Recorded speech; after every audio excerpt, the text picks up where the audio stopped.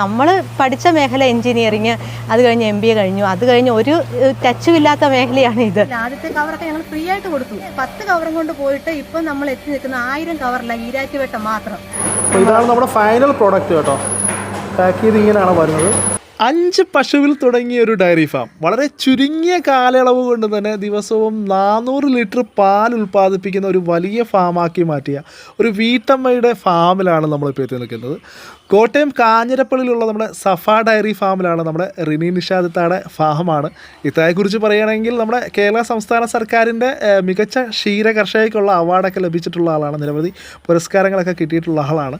എന്തായാലും കൂടുതൽ കാര്യങ്ങൾ നമ്മളോടൊപ്പം പങ്കുവെക്കാനായിട്ട് ഇത്ത റെഡിയായി നിൽപ്പുണ്ട്. ഇത്ത, നമ്മൾ ഈ ഒരു പ്രസ്ഥാനം ഇവിടെ സ്റ്റാർട്ട് ചെയ്തിട്ട് ഇപ്പോൾ എത്ര നാളായി? നമ്മളിപ്പോൾ 5 വർഷമായിട്ട് ഈ സംരംഭം തുടങ്ങിയിട്ടുള്ളത്. 5 വർഷം, അതായത് ലോക്ക്ഡൌണിൽ തുടങ്ങിയതാണ്. ലോക്ക്ഡൌണിൽ തുടങ്ങിയതാ. ഓക്കെ. ശരിക്കും ഇത്ത എന്തുവരെ പഠിച്ചിട്ടുണ്ട്? ശരിക്കും ഞാൻ B.Tech